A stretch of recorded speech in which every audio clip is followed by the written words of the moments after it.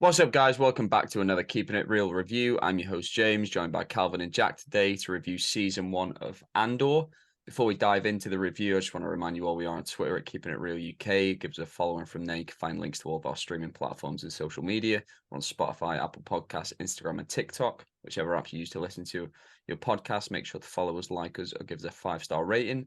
We're also on YouTube, and we'd love to have you all as subscribers so you never miss another video. So Andor, set a few years before Rogue One, the story of rebel spy Cassian Andor's formative years of the rebellion and his difficult missions for the cause, with showrunner Tony Gilroy, starring Diego Luna, Stellan Skarsgård, Genevieve O'Reilly, and I'm going to mess his name up, Adria Arjona? I can see. I don't even know what character that is. Bix. Okay. He is talented and wonderful, and I messed her name up. Andor premiered on September 21st, 2022, and concluded on November 23rd. The series is 12 episodes long, currently sits at a 93% critic rating on Rotten Tomatoes. Jack, give us your thoughts, your spoiler-free thoughts first on Andor. I'd argue that 93% is too low. This show, like, when they announced it, I was like, who gives a fuck about this? Why? Like, I'll watch it because it's Star Wars, but why do I care? And yeah, I think after they dropped those first 3 episodes, already I was like, well, this is the best show they've ever made. And I actually saw a clip just before this of the Book of Boba Fett, where I think it's in the last episode, where one of those I can't remember what they're called, one of those guys who drives the Vespers, the mods, the mods. He's being grappled. Were they called mods? I don't know. It's just they think they were called mods. Yeah, they modified their bodies. Yeah, God, that's terrible. It's the scene where he's being grappled by the Wookiee, and then he flings his arm off, and then he does a spin, and then he shoots. Yeah. And I was like, man, these shows come out a year apart, and they couldn't be more different in quality. Yeah, fucking Stellan Skarsgård is so good, and the whole cast is fucking amazing. The fact that in the last 3 episodes there's about 5 unreal monologues where someone's like, "Oh, that monologue was amazing." You have to be like, "Which one?" Because they're all fucking scene stealers. I think they just did a really good job of making me give a shit about Cassian Andor. Because I really didn't think that I would. And what's the actress's name? Marva, who plays Marva again? Fiona Shaw. Yeah, man, she was fucking incredible in this as well. I think just everything about it just really, it feels so Star Wars, but then it doesn't feel Star Wars because it feels so real, and that's what I think it has over the other shows and just general projects. For me, it's probably I mean, what I'm going to put above it, but for me, it's probably the second best thing they've done ever, regardless of shows or movies. Yeah. Like you said, when they announced this show, I was like, why are we picking Cassian? Because there is the whole point of, well, we know how his story ends. You watch this show, that doesn't even fucking matter. It's not about how his story ends, about how he gets there. Yeah, this is genuinely fucking incredible. We watched the first few episodes together. Well, we watched the first episode together, and then I watched the other 2 in secret. Yeah, because I couldn't wait for you. I couldn't wait. This is genuinely one of my favorite Star Wars things ever. It's really brought back the love I have for this franchise. Like Last Jedi, it's made me look at the whole universe of Star Wars in such a different way. Last Jedi sort of reworked how we look at the myths and the legends in a story like this, and now Andor is giving us that boots on the ground perspective and what it feels like to be just a person in the Star Wars universe with the Empire coming to power, and seeing, because in the movies it's big acts of atrocities of blowing up planets and this big evil But in this, it's the smaller things that the Empire are doing, which makes you see them in an even worse way. With torture and just taking over these planets one by one. I thought all the performances were incredible. Like you said, the monologues. That was gone. That's the total. The monologues in the last few episodes. It'll probably be again, just to warn you. Were absolutely stunning. Honestly, a couple of them brought me to tears. There's this theme throughout of climbing and rising above the oppression in the galaxy at this time, and it's so beautifully written. Like it's like all the other shows have really relied on nostalgia, cameos, Easter eggs to be like, look, you like Star Wars, don't you? Look at all these cartoon characters we put in live action. I'm like, I don't care. This means nothing to the story that you're telling. This is just a good show. It just happens to be set in Star Wars. It's a show about people. Other than when we get to spoilers, that's my thoughts. I thought this was perfect. Calvin, what about you? I thought it was great. I would say I need to watch it again because I do think watching it weekly, I've probably forgotten some of the details because it's obviously rare to have a show now that is actually 12 episodes a season, a high budget show anyway. So it feels like it's been on forever. I'd argue for me personally that it's my favorite live action Star Wars thing. Like in terms of TV shows and movies, they've probably done like better stuff in terms of like, I don't know, maybe like some of the games or books or whatever. But yeah, I think it's literally better than anything they've done. And I feel like a lot of it comes down to, you'll have people, who I imagine older audiences are like, oh, it's not better than the original trilogy. But I do think a lot of that enjoyment is down to the nostalgia.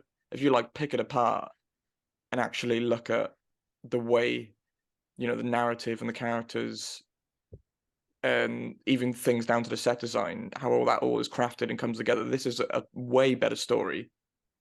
The other story is like this big, it's hard to compare, I guess, because it's like a big mythic hero's journey where it's a like much Star different Wars approach, at its core, essentially, like the main trilogies we've seen are basically that, with the prequels try to do like a deconstruction of that, I guess.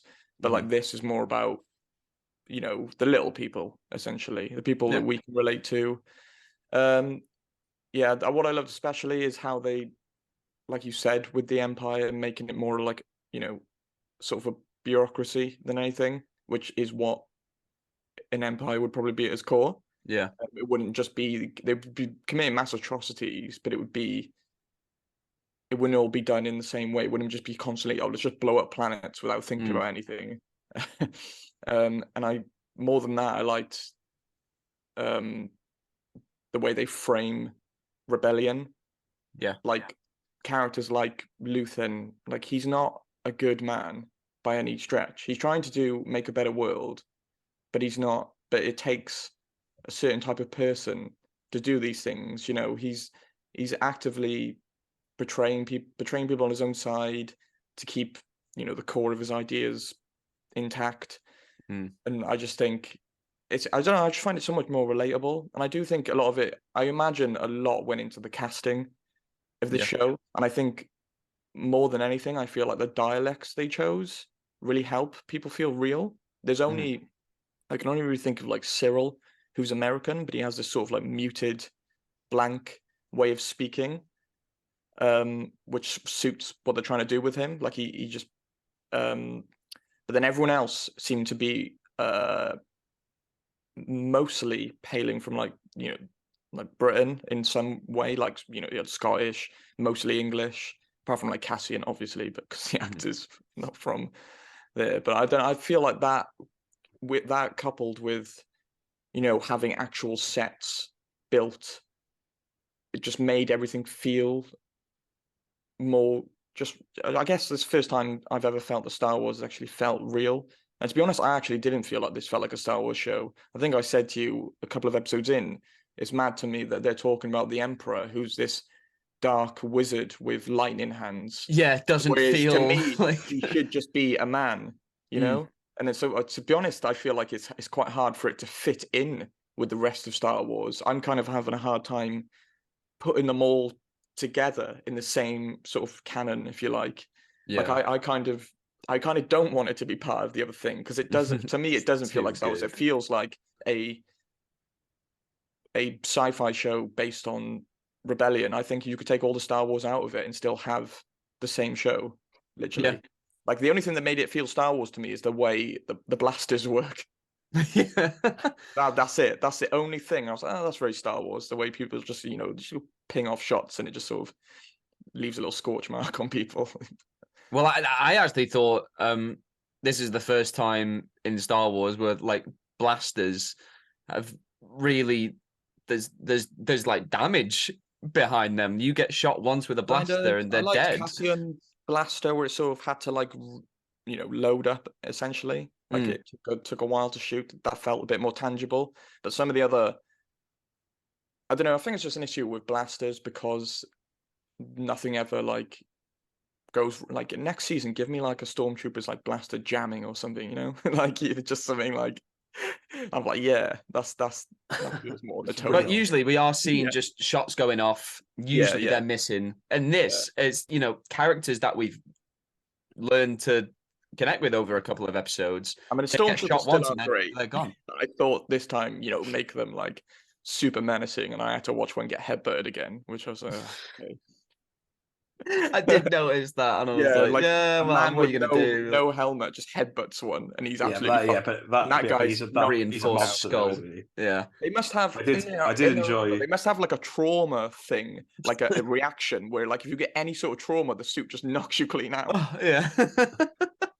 I also enjoyed the one stormtrooper getting fucking Spartan kicked off that tower. Oh yeah. Well, let's dive into spoilers now. So if you haven't watched Andor, which I know a lot of you haven't because the numbers have been significantly lower than stuff like Mandalorian and Boba Fett, but please watch Andor. It's the best thing Disney have done with this license, especially on Disney Plus. That is an issue with like intrinsically with film and TV. You can have some of the best TV shows of all time, and if it doesn't get just people watching it, it just gets cancelled. It is just, I guess, it's just a sad product of.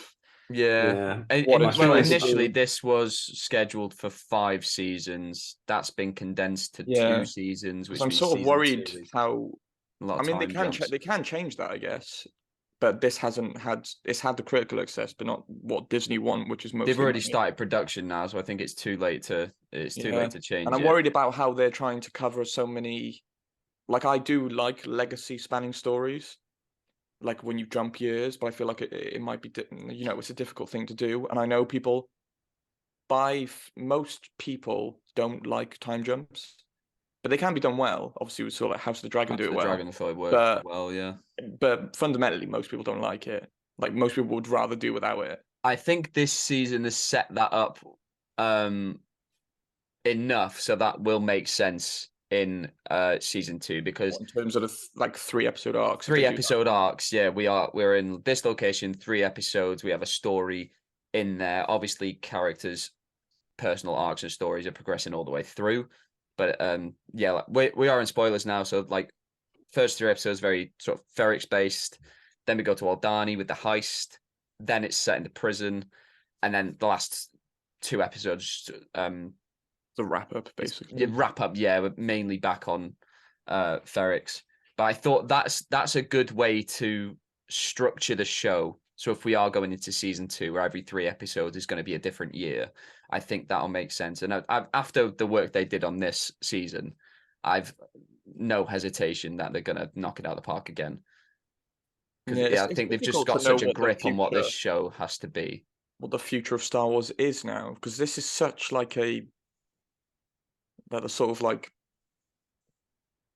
it stands out so much to me. Yeah. That anything they do afterwards now, I'm not sure I'm gonna. I really hope they look go at the this. route of like another Disney-esque sort of easygoing Jedi story. I don't know if I can get on board with it. No, because this is my type of story. Yeah. I don't know. This is beyond anything I thought they were ever capable of. Yeah. This is beyond anything I thought Star Wars was capable of. It exceeds what has come before, and maybe we can get both. Like, because the critical reception for this has been better than anything Disney have done with Star Wars It's so difficult far. when they build a universe and it's all technically happening in the same one. I find it hard to separate how is this part of the universe has this general sort of feeling and this sort of like vibe and characters who are very like they feel like characters, not like real people. And you have this side which feels so sort of I don't know, like in a way I'd say it feels a bit more like the hope in this one feels a bit more like stringent, I guess. Whereas, Yeah. Star Wars, it always feels like everything's big and they're gonna win. I think that could work, though. I think you can have two sides of that coin where we are allowed the more fun, fantastical shows and movies, and then this more grounded approach. Because like the Marvel stuff, a lot of them are all the same now, and I'm getting fed up. It's very uniform. But I think maybe with Star Wars, we can have that difference. We can have a bit for everyone because there is such a war between fans of Star It Wars. feels hard to think of it in the same sort of continuity. Yeah, I get what you mean, but we all come to Star Wars for different things, don't we? So I think that it could be a good way to approach it. Just going down different avenues, exploring different tones. We should talk about there's many different perspectives in Andor. It's not all from Cassian's point of view. Obviously he is our main protagonist, but we focus on Luthen, played by Stellan Skarsgård a lot. Mon Mothma, played by Genevieve O'Reilly, and then we've got stuff on Ferrix with Cassian's mother, this friend slash possible love interest at some point in Bix, and I was invested in all the characters. We'd switch focus, and it's never like, oh, fine, we need a few minutes on this story. Every time I was excited because it was exploring a different side of this rebellion. Cassian was the reluctant one who gets he's roped in for selfish reasons, and then by the end he's transformed. He sees that this isn't something you can just keep running away from, and you can't just look down. You need to, this is affecting everyone, and you need to stand up and fight. You've got the perspective of Mon Mothma, where it's a senator who's trying to make some real difference behind the scenes, maybe going down some shady lanes. And then Luthen, I think we can agree, is one of the most fascinating characters, not only on the show, but I think in Star Wars in general, where like you said, Calvin, he's a force for real change. But to execute that change, you need to do some not so good things. He's not a hero. Yeah, I'm glad they because you see a bit of it in Rogue One of like the rebellion not being just these like straight up heroes. Like at the beginning of Rogue One, where Cassian kills that guy who gives him the information because all the stormtroopers come in and he's not going to be able to like get out with him, so he just kills him.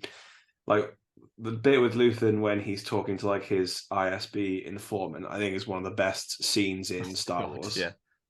In general, like this man has like literally fucking burned his life down for a sunset he'll never see. Yeah, what a fucking quote. But like he's basically not ruining he's basically made it so he has to live this life. He has to make these decisions for other people because he feels like he's the only one who can make them. But yeah, he clearly comes tough from choices. He's got the resources, he's got the wealth, but he's not able to utilize that for a happy life because of what is going on in the galaxy, and he's decided to put those resources towards changing the future and starting the rebellion. And like he's so I know in the show he runs this it's like a shop, isn't it? What do they sell? Like an antique store, yeah. Yeah. I'd love to know more about like his background before that, because like all the shit that he does, like the bit especially the bit when he escapes the Empire when they're trying to like board his ship. like, you know, Great set piece. yeah, the man owns an antique store, but like, where did he learn? Where did he learn all this stuff? I think I don't know. I feel like us knowing more about him in his past would sort of take away from the character now, because he is where he is now. I don't Yeah. think we need to know. No, I like I feel like we've got enough. We know who this guy is. Yeah, We and don't really I need don't to. think it's that kind of. I don't think it's that kind of show. Yeah. I feel like Andor is placed. They probably picked Cassian Andor to be this character because essentially at the time we're meeting him, he is the fish out of water. Like he's essentially Harry Potter of the Star Wars world. Like everyone's showing him around, like this is the rebellion. Like and he's like, oh, I didn't know about all this stuff going on. Pretty much. And then I think he acts as the sort of pillar to prop everyone else up. Because I do think as they've made him more fascinating, but I do think he is the sort of just the face, and everyone else around him is a little bit more interesting. And that usually happens to be the case. Usually, and that's not a bad thing. He's still a good character, but you just need someone to sort of be that Yeah. character. I did find to be everyone's eyes, and then he props everyone else up. Yeah, I did find watching it like in some of the episodes where he's obviously in them all, but he's not like featured as heavily. Like most things, I would find that like I want to see more of the main character, but in this, I was like, everyone else is so good, especially Mon Mothma. Again, I didn't think I'd ever give a fuck about Mon Mothma. Amazing. She is so good in this. Give Genevieve O'Reilly a fucking movie. Yeah, give me a Mon Mothma movie, and I'll fucking be there day one. Just seeing like, you know, like we've only really seen her in like Rogue One and the original trilogy as like essentially the leader of this rebellion, but you have no idea how she gets there. And seeing like in this show, just the personal sacrifices that she has to make. Yeah, with it stuff with her fucking family. Heartbreaking. Like she has to allow her daughter to sort of go down these horrible traditions of her culture just so she can hide what she's really doing. She has to allow that to happen. Yeah. So people won't suspect her of, going against the Empire. And yeah, it's so sad, and the performance is incredible.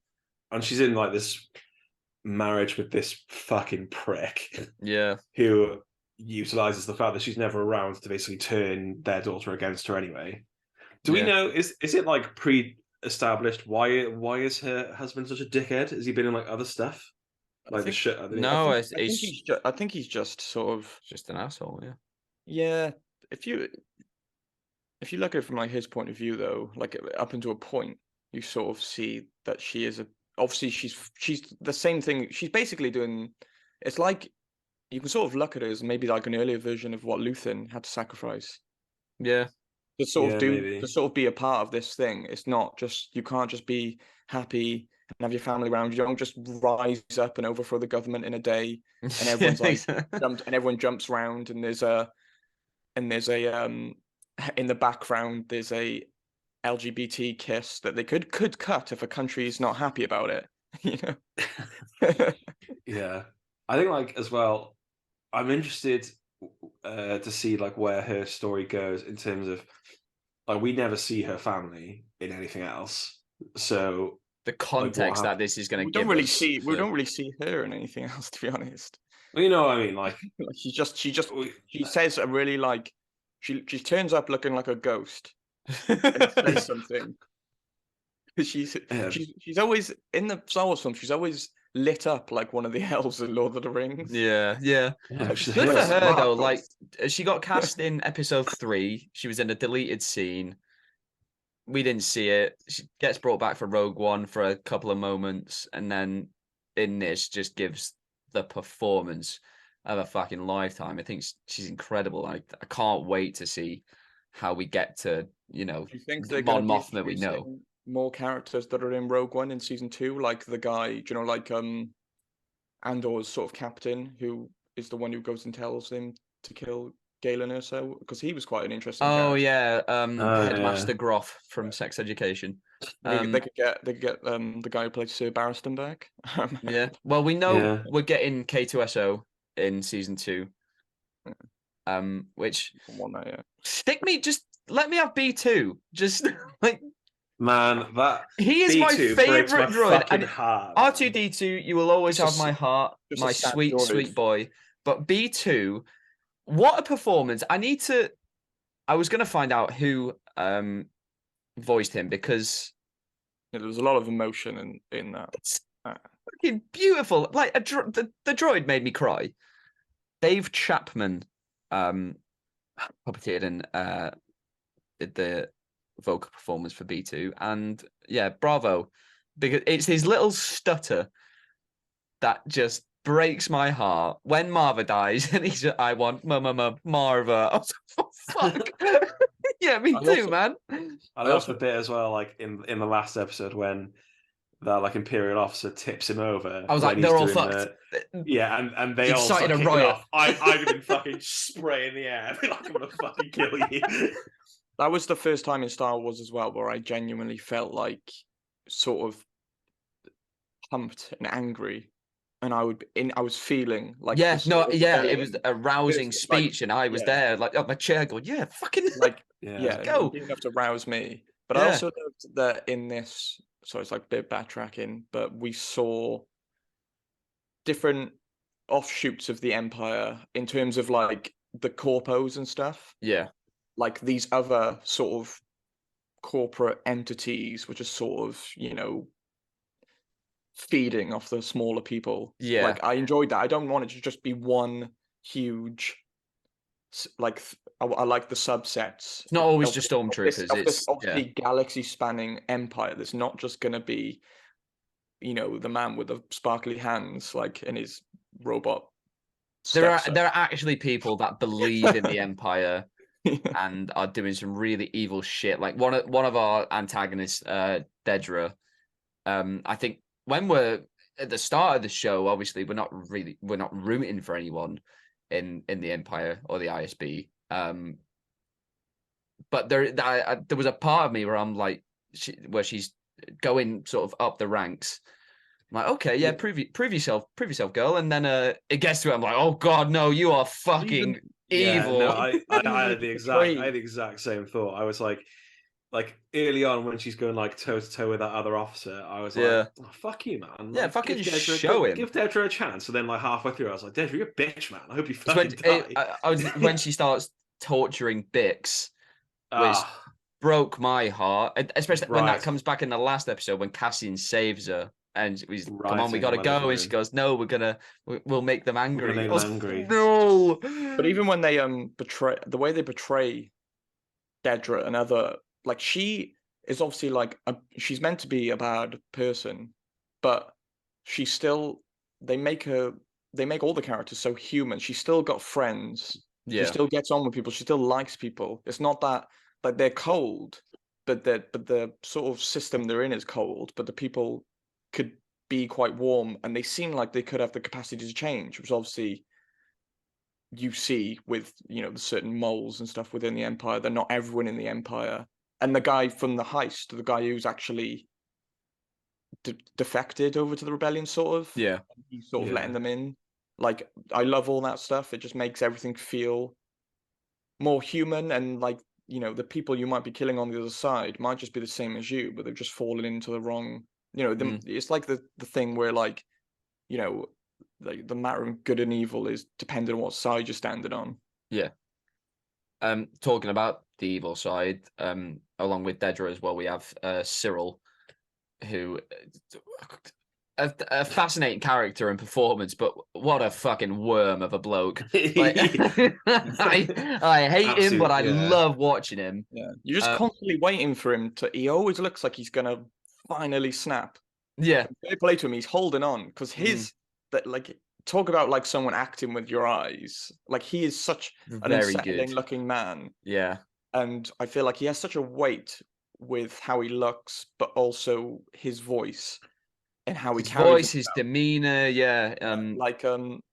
all informed. And I quite liked like the sort of like Oedipus Rex relationship with his mother, and I saw a lot of people criticizing his character because obviously he spends like 8 episodes just at home. Yeah, but I kind of just liked that slow burn and them having like those sort of like, you know, you finally understand like why he is the way he is, because Yeah. his mother is just so overbearing and just like basically runs his entire life, and just those conversations they have over breakfast, and if he does something to make her proud, she gives him a bit more cereal. Yeah. Like, It's yeah. messed up. Well, I just thought like from the first 3 episodes, I thought it was going to be like, you know, they have the 3 episode arc, and it was going to be almost like a game of like cat and mouse, like Cyril turning up and Cassian just getting away every time. Yeah. And I was like, yeah, this is like a good villain to have. But then, yeah, like there are like 3 episodes in a row where all he does is eat cereal. Yeah. I think his whole character point, though, is to sort of show how seductive something like the Empire could be. Because you watch the Star Wars films, you're like, I don't know why these people would be doing this. Are they all just evil? Like, why doesn't make any Yeah. sense that they're just evil? But Yeah. you kind of get why he would find solace in this thing. He's someone who has been brought up with basically being a disappointment. Everything's about order. Even like his mother's house is so sterile and sort of clean. And then he was obviously in like one of the corpos, so he's one of those people who thrives on order. And why would you not join something that literally encapsulates all of that? I think it makes so much sense, because and it kind of just, I think that is the point of his character, to show finally why people go over to the Empire, and it's not just clones. Where do we think the relationship between Cyril and Dedra is going to go in I season think 2? she's going to use him.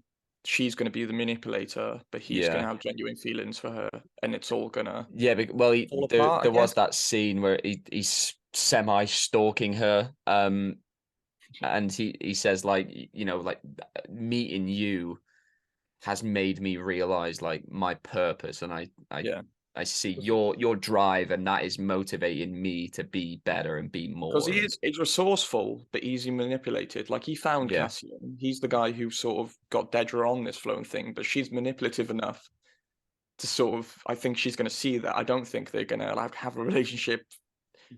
From his point of view, they might. From hers, from his point of view, they might. That's what I'm thinking. Business and using him. Was I the only one who, in the last episode, thought we were genuinely going to get our first like Star Wars bang? I thought there was part of me out. There was like please. There was like 20 seconds of silence and them just staring. And I was like, man, we're gonna watch 5 minutes of them just fucking. This show's been throwing me curveballs all the way through. Just fuck. Yeah, because apparently, like in Marva's speech when she says like fight the Empire, like I saw that Tony Gilroy said that was like the only thing they changed, because originally it was fuck the Empire. So why can't they just do it? I don't know. So most people would be fine with that, you know? I think we got our first Star Wars shit in this movie, did we? And bastard. We got a few bastards as well. It was great. Again, just making it feel more real. Every time they swore, next season, I was like, just like there's going to be people like in battle, just like scared, and they're going to end up shitting themselves. You know, people are going to be like pissing everywhere in the battle. God, this is so real. They'll probably do like another like Mandalorian in like season 3 or something, like with Luke Skywalker, and he's just going to call someone a cunt. That would save all that for Andor. Mandalorian's too fun and flashy. We want to save all the fucks for Andor. Yeah, I definitely would be surprised if Tony Gilroy hadn't, like, he's obviously a Star Wars fan, but I wouldn't be surprised if he hadn't like read any of the books, because the way this flowed felt very like chapters. And if you pick it all together, I think he's a Star Wars fan, as all movie fans are, but I don't think he's like really. It felt in terms of like the way they wrote it. It felt like you know, in books we got more time, and this felt like they were very conscious of that, trying to really dig into characters and slow moving. Everything's a bit more slow moving. It's not just like we got to quickly jump from big thing to big thing to big thing, which obviously the films sort of have to do because you haven't got enough time. But again, like, that's the thing. We're not jumping from set piece to set piece to set piece. We'll get a set piece every sort of every 3 episodes. Yeah. So we have sort of like the chase on Ferrix. the heist on Aldani, the prison break, and then the riot in the last episode, and then in between we've got that we talked about it, but the small sort of space battle with Luthen, which was amazing. Let's talk about the prison arc though, because that's where I felt the show really transformed for me and became exceptional. It was great up until then, but when Andy Serkis appeared, I was like, oh shit, okay, that's a surprise. And then obviously we don't like his character at the start. He transforms over 3 episodes when he realizes that they're not getting out of this prison. This is slave labor. Because obviously Cassian got arrested for absolutely nothing 6 years. And then they find out because someone got transferred to another block by accident. They've realized they're never getting out of that prison. That switches in Andy Serkis is like, we got to get the fuck out of here. I love the in the prison, the sort of voice telling them what to do. They've obviously like dubbed it to make it sound so menacing, and then when you finally see the guys doing it, like a little like weasel. 2 worms. Yeah, they don't even really want to hurt people one-on-one. But that's how the Empire operates. They're doing things to people, but they're so far removed from them, they never see them. It's literally nothing to them.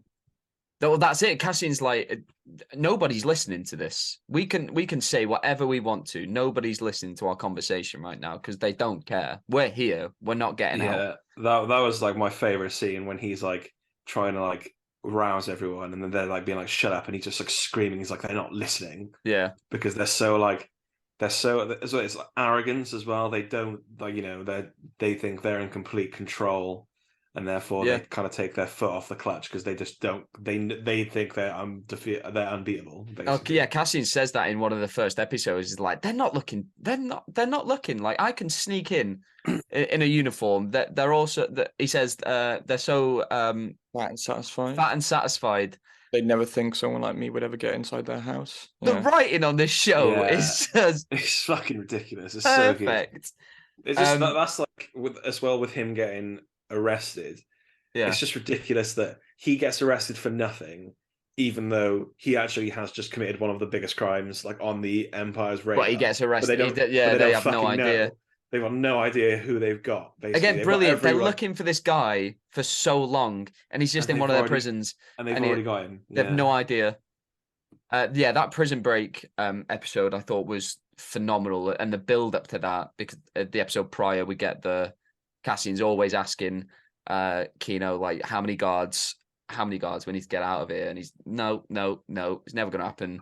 And then when Andy Serkis realizes never more than 12, I stood up and I fucking clapped. I got chills. I got chills just you repeating the line. Never more than so fucking good. It's so good. About the prison break, the one thing that confused me a little bit is when Cassian arrives at the prison, the shuttle they're in has like sort of slits and windows. You can clearly see that it's surrounded by water. Yeah. But then Andy Serkis' character at the end obviously realizes that they're in water and he can't swim, which is a great moment. But then I was thinking, like, where was he? I don't think it's the idea of him being like, oh, I didn't realize we were in water. He's getting everybody else out. Yeah, I don't think it's anything to do with. He's getting his men out. Oh yeah, because he does say, yeah, okay. But I like there's that moment of the realization that he is dead. And I know like people were like, even Tony Gilroy apparently said like, oh, you don't know if he's dead. But I was like, don't do that. I hope they don't bring him back. I hope we never find out what happened to Kino Loy. Yeah, that's but the best I way. thought his delivery of when he's like, can't swim, that wasn't a, oh well, I'm fucked. It was a, I got you to this point. This is me. Yeah, I think the realization finally hit him though. You can see on his face that he's finally like, this is it. But I think like, when you're faced with the end, you don't know until you get there, and he's going to be like, I feel like, there is that as well, but I do feel like there is some joy there though that he's accomplished this for his men and everyone else in this prison. He's because he was the one to get everyone amped up, and he was on the mic getting everyone jazzed for a prison break, and I thought that was a beautiful scene. And then the only ones we actually see escape, we don't know how many got out. But obviously we have Cassian and we have Melshi, who was on his team in the prison. Melshi's also in Rogue One. So when they part ways, we know eventually they are going to come back. Does he die, Melshi? I can't remember. Think he dies. Yeah, no, he does die in Rogue One. But he's the soldier who initially breaks Jin out of prison at the beginning of the movie. Where does he die in Rogue One? Do you remember? Just on Scarif at the end. Yeah, he dies at Scarif. Yeah. So obviously, season 2 is going to be the build up to Rogue One, tackling a different year every few episodes. Can't wait for that. They're shooting it right now. It's going to be 2024. I am like gutted they're not doing the full 5. Imagine full 5 seasons of it, and like there are things that like I just think need more time. Like for example, like Luthen, because like I know he's been created for this fucking show, but no one ever talks about him. He's not in anything else. Like surely at the end of this story he dies. Yeah, like surely. I feel like to do like, and then all of the Mon Mothma stuff. I feel like the Mon Mothma stuff needs to keep that slow burn until it all fucking crumbles like around her. It depends what the stakes are in season 2, I think. Well, her trajectory is basically she's going to get found out in some way, and then she goes fully rebellion, and then afterwards she becomes starts wearing blankets and shit. She becomes the leader of the New Republic. Yeah. And like just all the shit with their family and stuff. Yeah, I just think like I'm obviously excited for season 2 after this because it's been absolutely immense. But I just think like I really hope it's enough for them because I'm just sitting here now just thinking about all the shit they've got to do. I don't know if it is. I think they did such an excellent job on this. I don't think Tony Gilroy is going to have a problem with season 2. It'll come at it from the right way, I think. So just give this man a blank check and just tell him to make more stuff. Well, many people don't know, but Tony Gilroy basically did a lot of Rogue One. That sort of director, he directed a lot of it as well. That director switch wasn't as public as stuff like the Solo debacle, but Tony Gilroy did do a lot of Rogue One because they weren't fully happy with what Gareth Edwards was doing. So there are obviously I don't know which parts of Rogue One. Apparently a lot of the third act, which I think is the best stuff in Rogue One. So that makes sense. But let's rate this out of 5. Calvin, you can go first. Yeah, I'll give it a 5. I thought it was great. I finally felt that, like, Star Wars growing up, that was for me growing up, but now as an adult, I feel like this is you're at the right age to really appreciate something like this. And just the stories I tend to enjoy anyway. If I had to retract to one thing, I do feel for me personally, just some of the episodes ended before I wanted them to, but that's more so that I wanted more in a good way. Right, yeah. It wasn't like, oh, that wasn't satisfying in any way. They just sort of like ended, and I was just like, every week I couldn't. I really wanted more. But I thought it was a good I definitely feel strategy. like I really feel like this is gonna. I think the show actually might be better watching it all in sort of just one after another. Yeah, I feel like it'll be easier to catch all the little details that they actually went in to put in the show. So yeah, 5. Jack. Yeah, 5. I don't think I've said a single. I'm trying to be impartial as well, like give like positives and negatives, but I literally don't have. Fuck it, man. Love it if you love it. Like, yeah, it's fucking. They've made me give a shit about a character who, yeah, I enjoyed the movie he was in, but I didn't care and I didn't want to see it anymore. And now, yeah, like I want the full 5 seasons, but we're not going to get it. But yeah, 5 stars. Yeah, full 5 seasons. Do all 5. Yeah, easy 5 out of 5. I knew it from the first 3 episodes. I was like, this is my kind of shit. Not the biggest Rogue One fan in the world. Cassian couldn't have cared. I like Diego Luna, but that character did nothing for me in this. I'll genuinely become one of my favorites of the whole saga. Yeah, truly exceptional shit. So that is a 5 from all of us here at Keeping It Real for Andor. Hopefully Reese will come on and we'll give it a Reese will bring that average down. Where were the wizards? I'm not sure where Reese is in the show. But when he's finished it, we'll talk about it on a podcast. Get his thoughts at some point. That is it for our review of Andor. Thank you for joining us. We'll be back next week with more reviews and another episode of our podcast. You can head to our YouTube channel, hit that subscribe button, check out our reviews of Black Panther, Wakanda Forever, and The Menu. We also had a podcast last week, but we talked about Indiana Jones 5, the Elon Musk Twitter debacle, Call of Duty Warzone, did a couple of quizzes. That was fun. This week, we're going to have reviews for Glass Onion, Bones and All, Strange World, and the Guardians of the Galaxy Holiday Special, and another episode of our podcast. But until then, keep it real.